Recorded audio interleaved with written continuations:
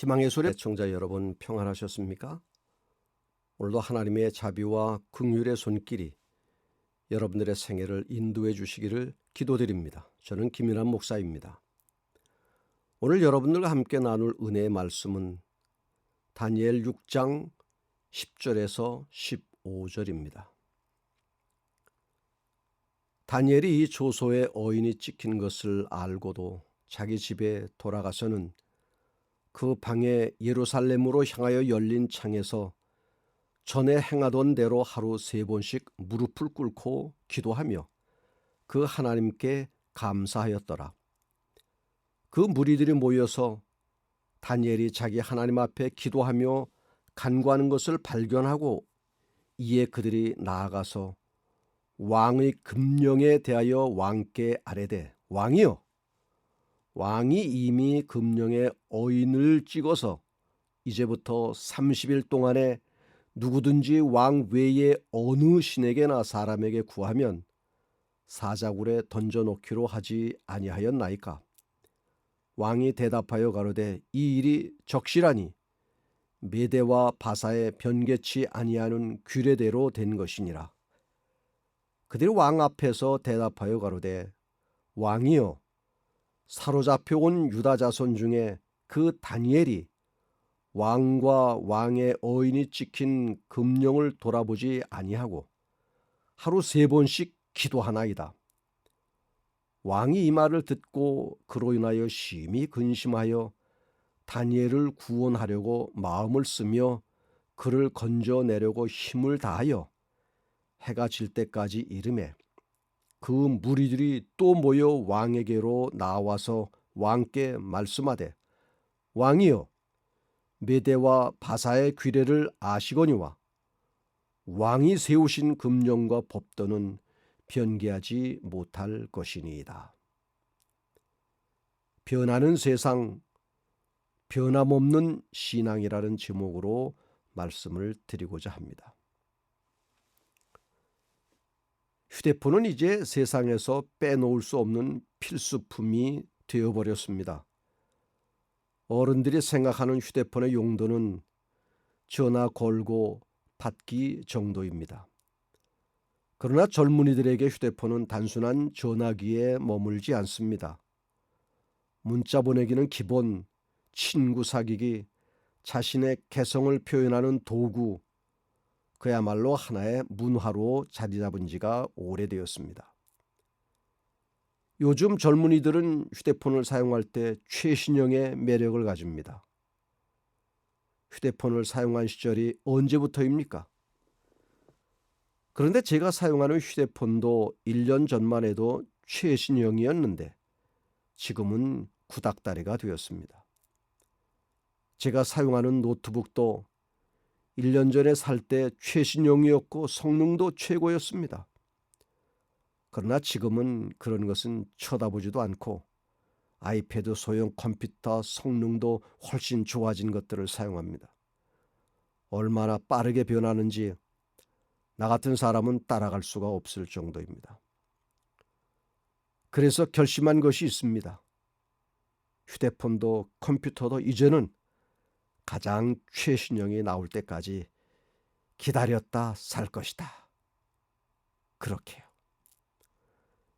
이것만이 아닙니다. 우리가 살아가는 이 세상은 너무나 빠르게 변하고 있습니다. 패션의 유행도, 노래도, 살아가는 집도, 하기야 세상의 변화니 거기에 맞추어 살아가는 것도 그리 나쁜 것은 아닐 것입니다. 그러나 결코 변할 수 없는 것이 있습니다. 신앙입니다.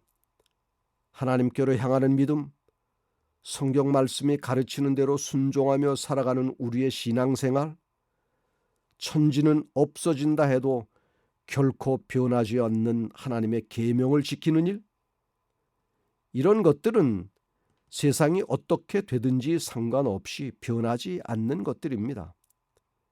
왜 변하지 않는 것입니까? 진리이기 때문입니다. 시대와 환경의 영향을 받지 않는 것이기 때문입니다. 오늘 우리가 추구해야 할 변할 수 없는 신앙의 원칙은 무엇입니까?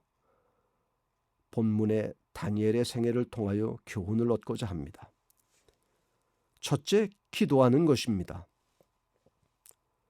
포로로 붙들려온 기간 동안 다니엘이 하루도 거르지 않고 시행한 것이 있었습니다. 어릴 때부터 하루에 3번씩 하나님께 기도하는 일이었습니다. 유대인들은 하루에 기도를 3차례 드렸습니다. 아침 기도는 샤하리트, 오후 기도는 민하, 저녁 혹은 밤 기도는 마리브라고 합니다. 이렇게 3번의 기도 시간을 정해놓고 기도했던 것입니다. 유대인에게 있어서 기도는 신성한 것이기 때문에 당연하게 기도자에게는 몸을 깨끗하게 할 것이 요구됩니다. 몸을 씻고 옷을 단정하게 입는 것도 그 때문입니다. 기도드리는 장소는 개인의 집이나 회당 둘 다 가능합니다. 어떤 장소이건 청결해야 하며 사람을 자극하는 향내나 냄새가 나서는 안 됩니다. 그렇지 않으면 기도하는 사람의 마음이 흐트러질 수 있기 때문입니다. 이렇게 날마다 드리는 다니엘의 기도에 중단의 위기가 닥쳐왔습니다. 그를 시기하여 제거하고자 하는 동료들의 모함에 걸려들게 된 것입니다. 내용은 이러합니다. 이제부터 30일 동안에 누구든지 왕 외에 어떤 신에게나 사람에게 무엇을 구하면 사자굴에 던져 넣기로 한 것이니이다. 이런 모함에 대하여 왕만 모르고 결제를 한 것입니다. 문제는 이런 결정 앞에서 다니엘이 어떤 자세를 취할 것인가입니다. 30일이라 했으니 이 기간 동안만 기도를 멈출 것인가? 아니면 계속할 것인가? 계속한다면 결과는 분명합니다. 사자굴에 넣어져 죽는 것입니다. 여러분이라면 이런 경우에 어떤 결정을 내리겠습니까? 선지자 왕 541페이지에는 그에게 기도가 가장 필요되는 지금에 왜 그가 기도하기를 멈출 것인가? 차라리 그는 생명 그 자체를 버릴지언정 하나님의 도우심에 대한 그의 소망을 버리고자 하지 아니하였다라고 기록하고 있습니다. 다니엘은 결심했습니다. 그리고 행동에 옮겼습니다. 죽어도 좋다. 계속 기도하리라. 결코 기도하는 것을 중단하는 일은 없다. 목숨을 걸고 여전히 하루에 3번 기도한 것입니다. 여러분들도 목숨을 걸고 기도해 본 적이 있습니까? 사생결단의 각오로 기도의 끈을 붙들고 하나님께 매달려 본 적이 있으십니까? 마치 야곱이 내게 축복하지 아니하면 가게 하지 않겠다고 죽을 힘을 다해 씨름하다 환도뼈가 위골되기까지 그렇게 기도한 적이 있으십니까? 골로새서 4장 2절에는 기도를 항상 힘쓰고라고 기록합니다. 기도해야 삽니다. 기도는 나를 하나님께로 이끌어줍니다. 기도는 연약한 나에게 힘을 더해줍니다. 기도는 나를 일어서게 만들고 앞으로 전진하게 만듭니다. 기도하기를 게을리하면 내 생에 많은 문제들이 발생할 수 있습니다. 기도하지 않으면 영적으로 죽습니다. 기도를 중단하면 그때부터 그리스도인이기를 포기하는 것이나 마찬가지인 것입니다. 가장 빠른 길을 찾기 위해 동분서주하며 시간을 낭비하지 마십시오. 가장 빠른 길은 주님 앞에 무릎을 꿇는 것입니다. 새는 날개가 무거워도 그것으로 인해 날 수 있고 배는 돛이 무거워도 그것으로 인해 항해합니다. 기차는 화통이 무거워도 그것으로 인해 질주하고 비행기는 날개가 무거워도 그것으로 인해 날아가는 것입니다. 어떤 사람이 시계에 달린 큰 줄을 보고는 시계가 힘들어하니 줄을 떼어두자고 했습니다. 그러나 그 줄을 떼는 순간 시계 바늘은 서고 말았습니다. 바로 이것입니다. 성도들은 피곤하고 힘들어도 매일 기도해야 삽니다. 성도는 기도의 힘으로 살아가기 때문입니다. 사랑하는 애청자 여러분, 여러분의 생에 결코 기도하기를 게을리하거나 멈추는 일이 결코 일어나지 않기를 간절히 바랍니다. 둘째, 원망과 불평 대신 감사하는 일입니다. 어린 시절의 포로로 붙잡혀와 가진 고생과 어려움을 극복하며 여기까지 살아오는 데는 피눈물 나는 고통의 세월을 보냈을 것입니다. 감사할 일이 그리 많지 않은 형편이었습니다. 원망과 불평을 한다 해도 누구도 나쁘다고 말할 수 없을 것입니다. 그러나 다니엘은 매사에 감사하는 생활을 했다는 것입니다. 결국 하나님께서는 다니엘을 나라의 수석 총리가 되도록 하셨습니다. 분명 다니엘은 보통 사람이 아닌 것입니다.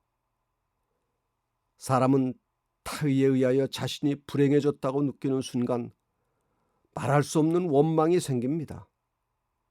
그 원망이 깊어지면 미워하게 되고 때로는 자살과 살인이라는 극단을 선택하게 됩니다. 아무리 애를 쓰고 일어서려고 발버둥을 쳐도 가진 것이 없고 배경이 없어서 더 이상 오를 수 없고 나아질 수 없다는 생각이 들면 인생을 포기하게 되는 것입니다. 내 인생에 걸림돌들이 자꾸 나타나서 나를 가로막고 있으면 감사는커녕 그야말로 극단적인 행동을 취할 수밖에 없는 상황이 발생하는 것입니다. 나의 인생사에서 어떻게 감사하며 살아갈 수 있을까요? 하나님은 범사에 감사하며 살아가라고 말씀하셨는데 이것을 내 인생에 어떻게 적용하며 살아갈 수 있을까요? 좋은 글귀가 생각나 소개합니다. 시련에 감사하라. 아픔을 통하여 완성의 길을 찾게 된다. 힘들면 감사하라. 어려움은 극기력 향상의 훌륭한 스승이다. 실패에도 감사하라. 실패는 성공의 어머니다. 피해를 입었어도 감사하라. 가해자가 안 된 것도 천만다행이다. 도둑마저도 감사하라. 하나뿐인 목숨을 뺏긴 사람도 있다. 병이 나면 감사하라. 몸조심하라는 하늘의 신호다. 미운 사람에게 감사하라. 감사 분량을 키워주려는 신의 배려다. 자녀가 꼴찌하면 감사하라. 이제는 올라갈 일만 남아있다. 불행 중 다행은 있어도 다행 중 불행은 없다. 불행 앞에 감사하라. 감사의 안경을 쓰면 모두가 감사할 것뿐이다. 안경을 바꿔 써라. 세계적인 신학자요 설교가인 매튜 헨리가 어느 날 강도를 만났습니다. 귀가 중이던 그를 덮친 강도는 피가 철철 흐르도록 구타하고 가진 돈을 모두 빼앗아 갔습니다. 집으로 돌아온 신학자는 먼저 무릎을 꿇고 기도했습니다. 하나님, 내가 강도당한 입장인 것을 감사합니다. 돈을 빼앗겼으나 생명을 빼앗기지 않았으니 감사합니다. 나를 괴롭힌 그 강도를 위해 기도할 수 있으니 감사합니다. 그가 다시는 강도로 살지 않게 하옵소서. 여러분들의 생에 불평과 원망은 사라지고 날마다 하나님께 감사하는 일들이 많이 일어나기를 바랍니다. 셋째, 하나님께 끝까지 충성하는 것입니다. 다니엘은 하나님께로 향하는 충성심에 시험을 받았습니다. 이제까지 하나님께서 자신을 지켜주시고 은혜를 베푸셨는데 단 30일 동안이라도 그 충성심을 유보할 것인지, 아니면 타협 없이 죽을지라도 계속해서 충성할 것인지 매우 어려운 상황이 된 것입니다. 그 순간 다니엘은 이렇게 생각할 수도 있습니다. 내가 죽으면 안 되는데, 그래도 포로로 붙잡혀온 수많은 유대인을 대변하여 나라도 왕궁에서 그 역할을 다 해야 되는데 죽으면 누가 이 일을 대신할 수 있지? 잠깐 동안 이 위기를 넘기자. 그리고 후에 더 잘하자. 선지자왕 542페이지에는 그는 자신의 행동을 감추려고 노력하지 아니하였다. 그는 그가 하나님께 충성하는 결과가 어떻게 될지를 잘 알고 있었으면서도 동요하지 아니하였다. 그를 멸하려고 음모를 꾸미고 있는 자들 앞에서 그는 하늘과 자기의 관계가 단절된 것처럼 보이는 것조차도 허락하지 아니하였다. 충성은 시한을 두지 않습니다. 절반의 충성이란 있을 수 없습니다. 다니엘은 단호했습니다. 어인이 찍힌 것을 알았지만, 이것이 자기를 죽이려는 수단인 것을 알았지만 타협하지 않았고 양보도 없고 굴복하지도 않았습니다. 끝까지 하나님 편에 섰던 것입니다. 다니엘의 진면목을 보게 되는 것입니다. 하나님께로 향하는 우리의 충성심은 어떠합니까? 너무 얕은 수준의 충성심은 아닌가요? 아니면 조건적인 충성심은 아닙니까? 충성이라는 말 속에는 죽음을 빼놓고는 생각할 수 없습니다. 충성은 목숨을 내놓는 일입니다. 우리가 하나님께 충성할 수 있는 일이 무엇입니까? 목숨을 내놓지 않고도 할 수 있는 충성은 어떤 것들일까요? 신앙생활을 충실히 하는 것입니다. 교회 생활도 성실하게 하는 것입니다. 우리가 신앙하는 것은 누구에게 보여주기 위하여 하는 것이 아닙니다. 하나님께 하는 것입니다. 그렇기 때문에 충실하게 성실히 해야 하는 것입니다. 신앙생활을 적당히 해서는 안 됩니다. 열심을 다하여 신앙하고 교회도 그런 마음으로 다녀야 하는 것입니다. 누가복음 16장 10절, 지극히 작은 것에 충성된 자는 큰 것에도 충성되고, 요한계시록 2장 10절, 내가 죽도록 충성하라. 그리하면 내가 생명의 면류관을 네게 주리라. 기도는 나를 살아가게 하는 원동력입니다. 기도는 나를 하나님께로 이끌어주는 마차와 같은 것입니다. 열심히 기도합시다. 경우를 따지지 않고 항상 감사하는 생활에 젖어봅시다. 조건 없이 감사하는 생활에 익숙해집시다. 하나님께 충성하는 일이야말로 나의 삶에서 하나님을 기쁘시게 하는 일임을 잊지 맙시다. 작은 일이라 소홀히 하지 말고 작은 일부터 충성스러움을 나타냅시다. 그래야 큰 일에도 충성할 수 있는 것입니다. 애청자 여러분들의 신앙이 이러한 신앙생애가 되기를 간절히 바랍니다. 기도하겠습니다. 하늘에 계신 우리 아버지 하나님, 우리로 하여금 하나님을 알고 믿게 하여 주셔서 감사합니다.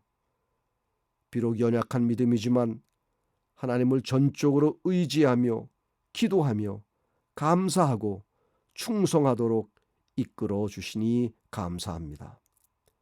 변질된 신앙이 아니라 하나님께로 향하는 곧은 신앙으로 살아가게 하여 주시옵소서. 예수님의 이름으로 기도합니다. 아멘.